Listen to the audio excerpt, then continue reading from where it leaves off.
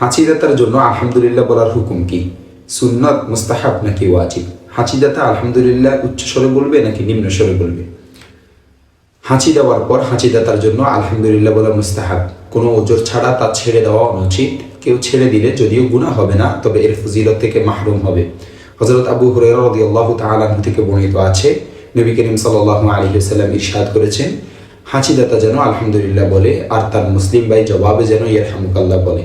তখন হাঁচিদাতা যেন প্রত্যুত্তরে বলে ইয়াহদিকুমুল্লাহু ওয়া ইউসলিহু বালাকুম।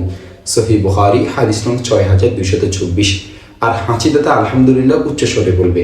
এক বর্ণনায় এসেছে যে ইয়াহইয়া ইবনে আবি কাসীর বর্ণনা করেন, হাঁচিদাতার জন্য উচ্চস্বরে আলহামদুলিল্লাহ বলা উচিত, যাতে করে তার আশপাশের লোকেরা শুনতে পায়। আর হাঁচিদাতা যখন আলহামদুলিল্লাহ বলবে তখন শ্রোতাদের করণীয় হলো তার জবাবে ইয়ারহামুকাল্লাহ বলা। দেখতে পারেন জামিয়া মা'মার ইবনে রাশেদের মুসান্নিফে আব্দুর রাজ্জাকের শেষে সংযুক্ত আছে, হাদিস নং 19680।